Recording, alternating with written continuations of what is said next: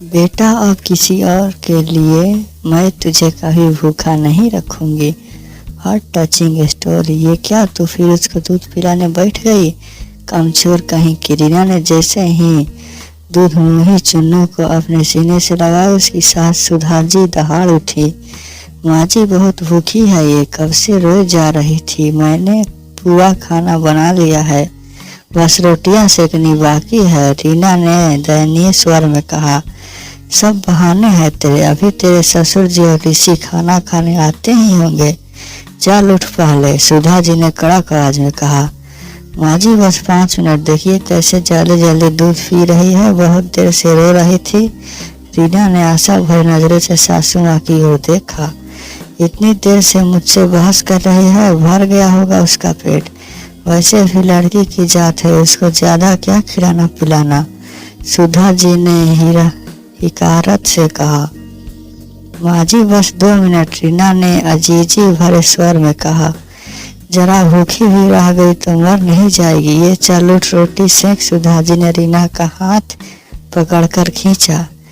रीना स्तब्ध हो गई और एक औरत होकर उसकी सास अपनी पोती के बारे में कैसी बात कर रही है। उसका मन हुआ कि कह दे कि आप भी उनके लिए 4 रोटियां सेक सकती हैं, और वो तो अभी आए तक नहीं है, और अगर 5 मिनट देर से उन्हें खाना मिल गया तो। ससुर जी और ऋषि भी कोई पर चुप रह गई। उसने बात को बढ़ाना उचित नहीं समझा और चुन्नू को प्यार से सहलाकर अपने से दूर किया। चुन्नू गुनगुनाने लगी, पर उसने उसकी ओर देखा तक नहीं तो उसकी ममता उसके कदम रोक लेती। थोड़ी देर तक गुनगुनाने के बाद चुन्नू भी सो गई। शायद वो नन्ही सी जान भी समझ गई थी कि कोई फायदा नहीं है। रीना भारी मन से रोटियां सेकने लगी। उसकी शादी को 5 साल हो गए थे। घर के बड़े होने के कारण पहले जिम्मेदारियों में बच्चे के विषय में सोचा ही नहीं। ऋषि ने उसे सुहाग रात में यह स्पष्ट कह दिया था कि वो अकेला कमाने वाला है, इसलिए 4-5 साल बच्चे के बारे में नहीं सोच सकता। उसका भरा पूरा ससुराल था, सास ससुर, 3 कुंवारी नंदे और एक देवर की नौकरी लगने और तीनों नंदों की शादी होने के बाद रीना ने आखिर में बच्चे की इच्छा जाहिर की और ईश्वर की कृपा से 2 महीने पहले ही चुन्नू सी गोद में आई।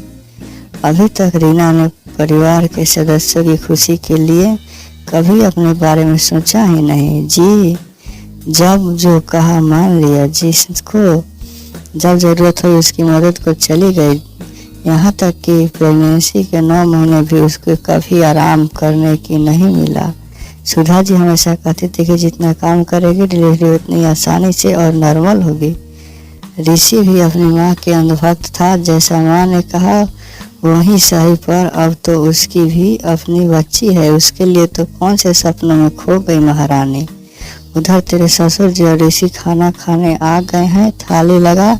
सुधा जी की कर्कश आवाज से उसकी तंद्रा टूटी। उसका उतरा हुआ चेहरा और माँ का खराब व्यवहार देखकर भी ऋषि ने अनदेखा कर दिया। ये बात उसको बहुत चुभ गई, पर वहीं चुप रहना ही बेहतर लगा। 1 महीने बाद देवर की शादी थी।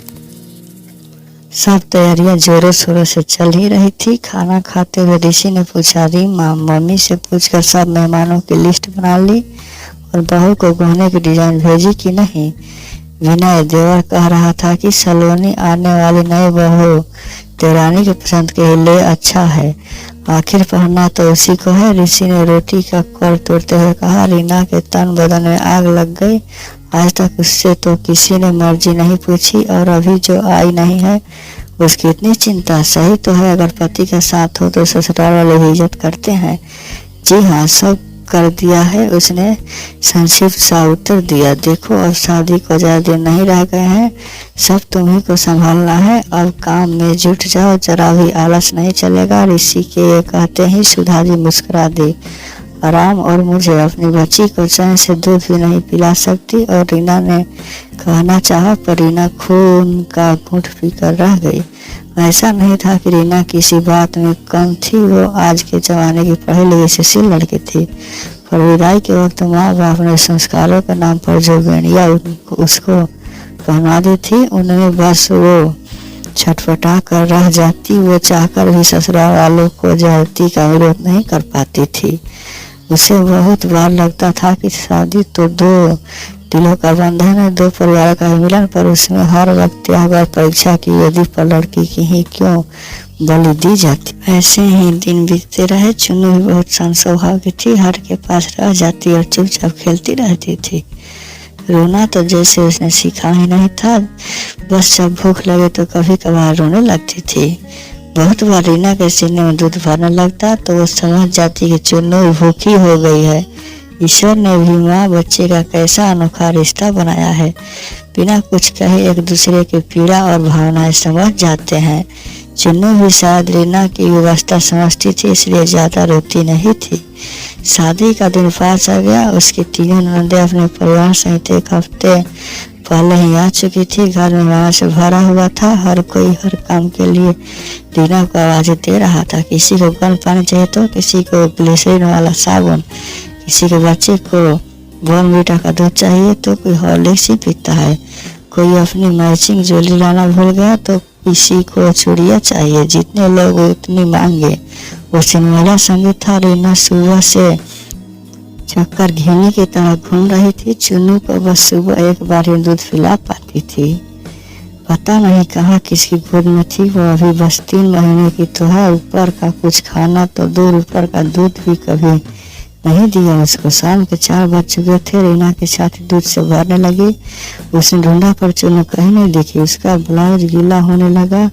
इसका मतलब चुन्नू बहुत भूखी है। वो तेजी से धर्मशाला के एक कमरे से दूसरे कमरे की ओर भागने लगी। तभी उसको चुन्नू के जोर जोर से रोने की आवाज आई। देखा तो काम वाली बाई उसको कंधे पे लेकर जोर जोर से थपकी दे रही है और चुन्नू बिलख रही है। उसका जी मुंह को आ गया। देख नहीं रही हो कांताबाई ये भूख से कितनी कुलबुला रही है।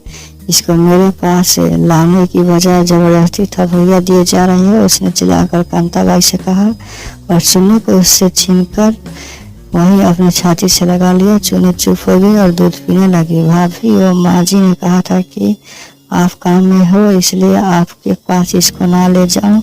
कांताबाई ने अपना मजबूरी बताई। रीना को बहुत तेज गुस्सा आया पर वो चुन्नू को सहलाने लगी। इधर चुन्नू भी तृप्त हो रही थी और उधर रीना का मन भी। ये क्या, महिलाओं के आने का समय हो गया और तो इसको फिर दूध पिलाने बैठ गई। ससुर जी की तेज आवाज गूंजी। रीना ने कोई उत्तर नहीं दिया और चुन्नू को सहलाती रही। उसने ससुर जी की तरफ पीठ कर ली। देखो तो इसकी हिम्मत, मेरी बात सुनकर भी बेशरम जैसी बैठी है। ससुर जी चिल्लाए। इतने में सासू माँ भी वहाँ आ गई और जोर से गरजी। बाहरी हो गई क्या? तेरे बाबूजी क्या कह रहे हैं? सुनाई नहीं दे रहा तुझे? चल उठ, औरतें आने लगी हैं, उनका स्वागत कौन करेगा? माँ जी, चुन्नू को सुबह से दूध नहीं पिला पाई हूँ, बहुत भूखी है वो। आप दीदी लोगों से कह दीजिए ना कि तब तक वो स्वागत कर ले। मैं बस 10 मिनट में आई। रीना ने अनुनय करते हुए कहा। वो तीनों पार्लर वाली के पास तैयार हो रही हैं। चल उठ, छोड़ इसको। कहते हुए सुधा जी ने चुन्नू को उससे छीनना चाहा। बस माँ जी, अब और नहीं छोड़िए इसको। जब तक इसका पेट नहीं भर जाता मैं इसको छोड़कर नहीं आऊँगी, रीना ने दृढ़ स्वर में कहा। बहुत जबान चल रही है तेरी। ससुर जी बोले। आपको जो समझाना हो समझिए। मैंने आज तक आप लोगों की हर बात मानी है, पर अब मैं एक माँ हूँ। अब मैं अपनी बच्ची को भूखा छोड़कर किसी भी काम के लिए नहीं आऊँगी। दीदियाँ तो तैयार हो रही है ना? अगर वो नहीं आ रही है तो आप ही महिलाओं का स्वागत कर लीजिए। आखिर आपके लाडले बेटे की शादी है। रीना के बात सुनकर मानो सबको सांप सूंघ गया। सुधा जी और उनके पति चुपचाप बाहर चले गए। रीना ने सुकून की सांस ली। आखिर आज एक माँ की जीत हुई थी। रीना ने प्यार से चुन्नू को सहलाया। बेटा, अब मैं किसी और के लिए तुझे कभी भूखा नहीं रखूंगी। मुझे माफ़ कर दे मेरी बच्ची। चुन्नू दूध छोड़कर रीना की ओर देखकर मुस्कुराई। शायद उन्हें बच्ची को भी आज माँ की जीत का एहसास हो गया था। वो फिर दूध पीने लगी। आज पहली बार माँ बेटी दोनों के मन में सुकून था। दोस्तों, बहुत बार मानव को घर के दूसरे कामों की वजह से अपने दूधमुहे बच्चे तक को छोड़ना पड़ता है, पर यह उचित नहीं है। वो नन्हा बच्चा अपनी व्यवस्था को बता नहीं सकता है, इसलिए हमेशा अपने बच्चे को प्राथमिकता देनी चाहिए।